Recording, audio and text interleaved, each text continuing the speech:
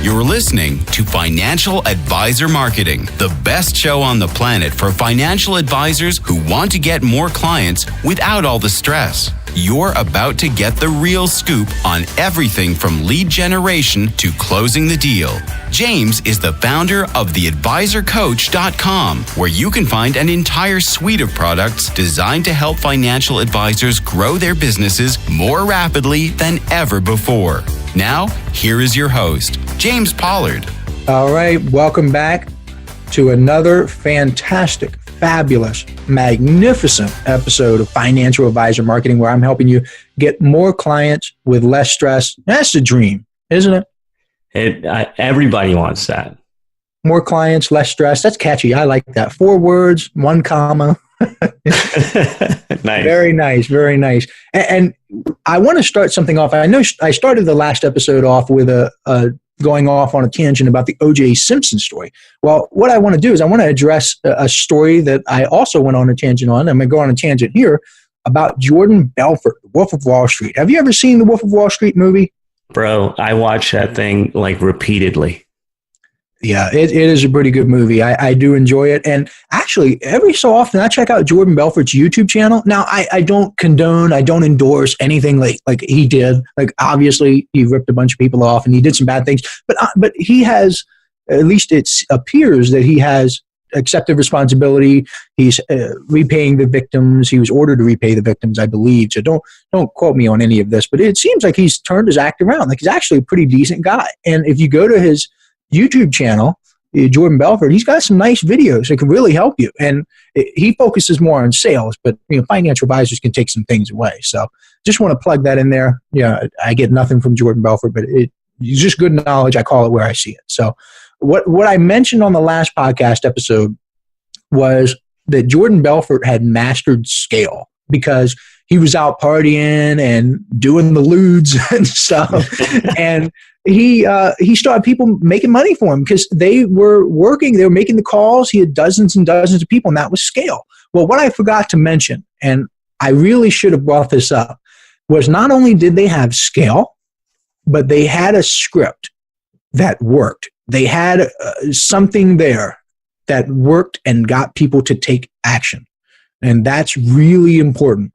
Very, very important. Your marketing message cannot work unless you're relevant to your market, unless it's been proven. And the example that I like to give is that you could have the absolute best Republican fundraiser sales letter in the world, but it won't work if you send it to who, Jonathan? To the Dems. To the Dems. It won't work. The dirty Dems, as I like to call them. Now, I'm not a Republican or Democrat either way. I don't really care. I kind of sort of lean towards like conservative values, rather strongly, I guess, kind of. But I don't consider myself Republican or Democrat. But the dirty Dems. You won't get very far if you send your Republican sales letter to Democrats. And that's Jordan Belfort understood that. He knew he had to get his message right. He had to have his script tight. And he practices what's called the straight line method, which means you get people from, I'm not going to give away any proprietary information here, but you want to go from point A to B and you move your prospect down the straight line. And it's almost the concept, not the specifics, but the concept is almost directly, like you could extract this thing directly applicable to financial advisors, because all you're trying to do is get someone from a cold lead, someone who's never heard of you before, turn that person into a prospect, because there's a little something you have to do between lead and prospect to make sure the person is a prospect.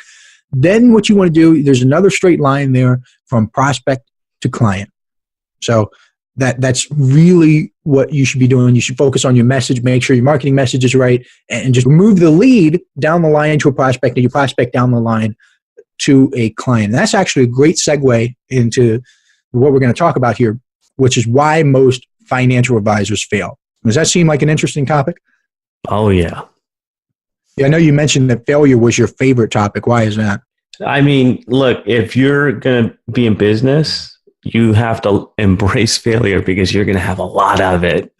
Yeah, a lot. And it is kind of heartbreaking because the school system, what does Doberman Dan call it? Like the government-sponsored youth indoctrination camps. That's right. The government-sponsored youth indoctrination camp. They treat failure as such a bad thing. I remember I was a fairly good student, B's and A's. I was fairly good. And whenever I got like an F or a D, I was heartbroken. Like I'm not ashamed to admit it. I was freaking out. As like in 4th grade, 5th grade, I was crying, like legit tears, because I was just so afraid of failure. And the school system, they demonized me for failing. And that's not how the world works. Failing's actually awesome.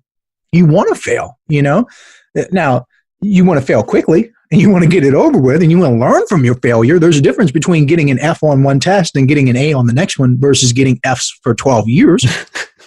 There's a difference there. And there's something scary I have here in my little show notes that I have with me, and it is a scary statistic. It depends on which one you read, which study you read in the magazine, article, or book, or whatever, but up to 90% of financial advisors fail within the first 3 years of being in business. Wow. 90% in the first 3 years. And it doesn't have to be that way, because if you know why financial advisors fail, you can avoid making those mistakes. Now, I know I say failure is awesome, and you want to fail and you want to learn from failure, but it doesn't have to be your failure. You do not have to be the one to fail. And it's kind of like nutrition, because if you find out like what causes diabetes or some sort of other disease, you can avoid eating those foods. And that when someone explained that to me, like you can avoid eating those foods, you don't have to eat them yourself, it's like a light bulb went off in my head. And it's the same way with success and failure. You want to find out what causes failure and avoid doing that. Now, does that seem simple enough? The problem is it almost sounds too simple. Yeah, I've noticed that. And I've actually noticed that with a lot of my products too, where I have like 37 sales tips for financial advisors. I have how to get LinkedIn for financial, or clients from LinkedIn for financial advisors. And some of them email me and say, if it was this easy, everybody would do it. And my heart goes out to them, because it seems so easy. That's the reason most people don't do it. They don't do it because it seems easy. And I've noticed this, and the older I've gotten, and the more I read and the more I interact with people, the more I've come to realize that this is true. People who have complex problems, or people who think they have complex problems, that's important. I want to throw that in there. People who think they have complex problems look for complex solutions, and they ignore everything else. So if you're a financial advisor and you're banging your head against the wall and you're struggling to get clients and you think it's the hardest thing in the world and you're having a tough time, you believe in your own head that you have a complex problem. And really, it's not complex. People like me, I've been there, done that. Other financial advisors I've helped, they've been there, done that. They don't understand what is going on. I don't mean that to be like arrogant or mean in any way, but like people like me, we don't understand why you would hesitate. And we don't understand what is so darn hard about going out there and getting more clients. But we understand at the same time that you think you have a complex problem. So you're looking for a complex solution. It's crazy how simple that is, but most people really, like in all honesty, don't want to accept that there's a simple solution to their problem, Jonathan. No, they're delusional. We're all that way though, right? Yeah, at some level. And what's really scary, and not much keeps me up at night, but this does. And I'm thinking to myself, this is me now. I'm thinking, what am I doing in my own life where I think is hard? Like I look at my goals. I write my goals down all the time. I try to write them down every day. So I'm not a perfect human being. I don't do it every day, but I look at my goals and I'm like, are these really that difficult? Like, what am I doing? There's someone out there who's already accomplished my goals. Like there's got to be a simple solution. I do it to myself. I think it's a complex, problem, but I know it's not deep down, like intellectually I know, but the subconscious and your heart and your body, like it drives people away for some reason. And I'm not at that level yet where I understand why all that stuff works, but I can tell you that it definitely happens. So we'll leave it at that. And we'll go on to one of the first reasons why most financial advisors fail. And it's because they don't have a target market. Again, simple, very simple. Having a target market makes everything easier, because on LinkedIn, if you have a target market, having like an occupational niche, like dentist, nurse, chiropractor, engineer, executive, if you go after those people, it's like a cheat code. You can literally type in your niche market into the LinkedIn search bar and just start connecting with them and start interacting with them. It seriously is that easy. Like honestly, I could take an advisor, put that advisor in a room, and within 10 minutes, have that advisor start building his pipeline. And People think it's hard. People think it's complex. It's really not. Really not. And all of your marketing can become about your target. So if you're a financial advisor and you do not have a target market, you do not have a niche, I'm telling you right here, right now, you're making a huge mistake, making a huge, devastating mistake. And again, practicing what I preach here. This podcast is for who, Jonathan? I believe it's for financial advisors. That's my niche. These are the people that I'm talking to. Like, I'm not trying to talk to engineers. I'm not trying to talk to single moms, and I'm not trying to talk to people who are going to think about retiring soon. Like, it's literally just one type of person, financial advisor. And within that, there's a group of people who really like me and buy everything I have and just like love me. Then there's a group of people who cannot stand me. So within that niche, like there's another niche of people that I'm going after. And it's pretty obvious, you know, I'm not going to explicitly say all the traits and stuff, but I mean, you can make a deduction there. Yeah, look at some show titles. Yeah, right. They're show titles. Exactly. They're designed to repel people or a certain type of person away from listening to the show. And I'm completely honest about all that. Hey, financial advisors. Are you ready to take your business to the next level and get more clients with less stress?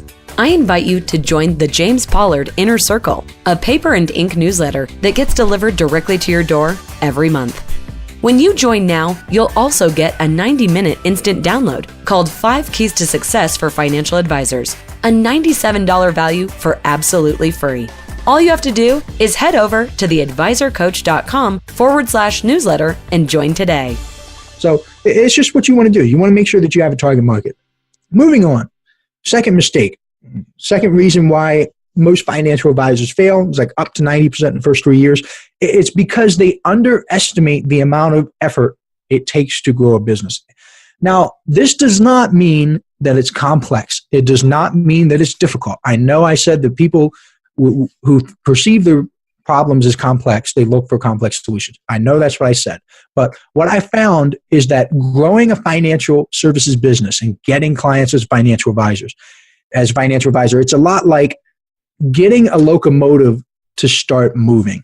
It takes a tremendous amount of energy to get it going. If it's standing still, it takes a huge amount of energy, a huge amount of coal to get it moving, even just a few inches. Those few inches, it's just tough to get that big, massive, heavy thing moving. But once it's got some momentum, it's pretty much good to go. Like it keeps going and going and going. It takes a little bit of energy. You just, stoke the flames every now and then. And there's actually a phenomenon called the planning fallacy. Now, you're interested to hear about this? For sure. So the planning fallacy is when people predict how much time they'll need to complete a task, they have an optimism bias. They're optimistic about it. So they underestimate the amount of time needed. And financial advisors do this all the time. A lot of them, they simply cannot handle the amount of time and effort it takes to get the train moving. If they think it'll take 3 months to get their first referral from a strategic alliance and it ends up taking 4 months or 5 months, they can't handle it. They're optimistic. They fall into that planning fallacy. And there's nothing wrong with being optimistic unless it sabotages your business building efforts. So if you don't want it to sabotage your business building efforts, you're going to have to get realistic. And if the reality is that it's going to take you 4 or 5 months to get your first referral from a strategic alliance, you shouldn't get discouraged after 3 months. That's just the way it is. And a good rule of thumb that I tell all my financial advisors to do is just double your estimates. Double everything. If you think it's going to take you a week to set an appointment with someone on LinkedIn, make it 2 weeks. If you think it's going to take you 3 follow-up attempts to get someone on the phone, make it 6. And that's actually worked pretty well. And you can apply that to the podcast business, Jonathan, trying to get clients. Like seriously, just double everything. That you start to get your own momentum going and you don't get discouraged. Yeah, I feel like that's even optimistic. Triple it all. Yeah, triple everything. Yeah, I mean, do whatever you have to do. And it depends on your own personality as well. So if you're naturally optimistic, this is going to be even worse. If you're pessimistic, I would still say double it or triple it, like just to be on the safe side. The optimistic person. And it's sad because most financial advisors are naturally optimistic. They're happy. They want to help people. They're knowledgeable. These are some of the nicest, the best people I've ever met in my life. And I love these people with all of my heart. They're fantastic people. And they're optimists. And I know that's a good thing in other areas of life, but when you're trying to figure out your marketing strategy and you're trying to put pieces together, it can sabotage you. And that's one of the reasons why they fail. And it's sad, but it's true. Yeah. Plan for the worst case scenario and you'll be in good shape. Yeah. You plan for the worst, hope for the best. You can still be an optimist while having your plans there where you're planning for the worst. I mean, that's just the way it is. Number 3, this is the last one that I have here. I'm going to give you 3 big reasons why financial advisors fail. And this is probably the most prevalent. And it's that financial advisors don't invest in themselves. And I know I plug my products all the time, but I do want to be extra serious here. I'm going to be serious. We joke around all the time. One of the biggest reasons financial advisors fail is because they don't invest in themselves. And it really impacts them on 2 levels. The first level, if you don't invest in yourself, it's going to impact you on an external level. This means that you're not going to learn all this stuff. I'm using finger quotes here, just a bunch of stuff that it takes to succeed. This is like your actual skills. They don't have any skills. They don't have any proven paths to follow. They're stuck trying to figure everything out on their own, which is very tough. If you're a financial advisor and you've got pressure to get more clients and build your book of business, it's really hard. And even for me, like I would struggle personally trying to just go from 0 to 1. It's very, very important that you get a proven path, you get a proven model, you get something. Some type of skill, some type of knowledge to help you. And that's the external level.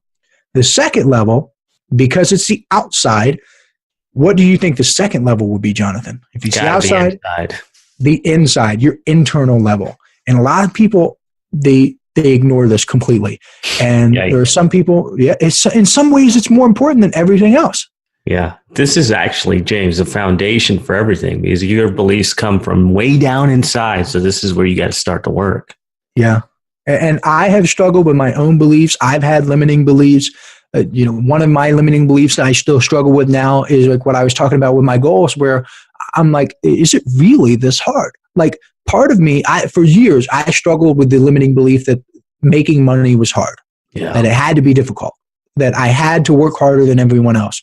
And I did fairly well with it, low 6 figures, especially for a young age, that made decent money compared to all my friends, that is. But when I get into a room with people who are really crushing it, like I feel so inadequate, like you wouldn't even believe. And it's internal, right? So I'm currently still working through. Now I've made a lot more progress than almost everyone I know, and it's showing. Doing the podcast, making big moves, but there are some things that I still struggle with, and I know financial advisors struggle with this. And one of the things that I talk about all the time is it's very hard for a financial advisor to talk to other people about investing in index funds, mutual funds, annuities, insurance, when they can't even invest in themselves. It's a subconscious thing. You just give off this bad vibe, and people can tell. People know when you don't invest in yourself. They can smell it on you.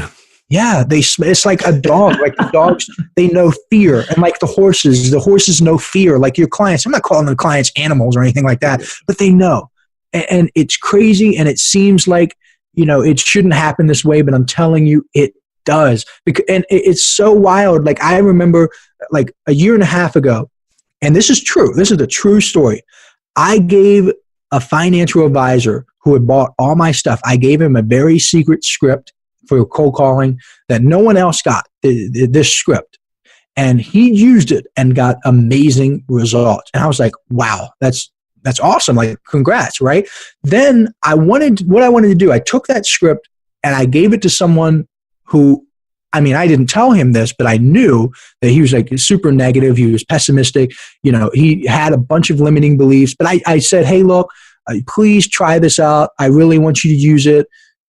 Tell me what you think after using it for like a week. So he uses it and gets no results. Shocking. Keep in mind, it's the same script, same stuff. And that's bad for me to even say on this podcast, because it means that 2 different financial advisors can use my material and get different results. And it's true. And that's why I put that big disclaimer there. I say most people who purchase any how-to information don't get any results. It's true. They don't get results with it. And part of the reason is because they struggle internally. Their mental stuff isn't right. They have mental hangups. They have limiting beliefs, and your clients can tell. They really can. Yeah, there's just that lack of confidence there. Yeah, for sure. Now, I want to recap. Sometimes knowing why people fail is more important than knowing why people succeed. Now, my personal belief is that we're all geared towards success. We're all constantly striving for success to make our lives better, to improve our lives, make things better for ourselves. We're all naturally doing that. So if that's true, all you really have to do is get rid of the negative parts and get rid of the reasons why people fail, and you're pretty much set. Like everything else almost takes care of itself. Now, hopefully that makes sense. Too simple. Yeah, and people think it's too simple. So that's all I have for financial advisors. And in a lot of ways, this is probably the most valuable podcast episode that I've done so far. If you just go back and you listen to this like 5 or 6 times, hopefully it'll start sinking in. I know it's going to take, I know there's some new financial advisor out there who's listening to me right now who is like brushing this off. If that's you, and like you have under 3 years of experience and you're listening to this right now and you're disagreeing with the stuff that I'm saying, please, like for your sake, go back over this stuff, listen to it again. It will start to sink in, I promise, and things will get better. So what is coming up next time? So I know we talked about why financial advisors fail. And I know I said I was putting on my negative thinking cap, but it's about to get much, much worse. What? Really?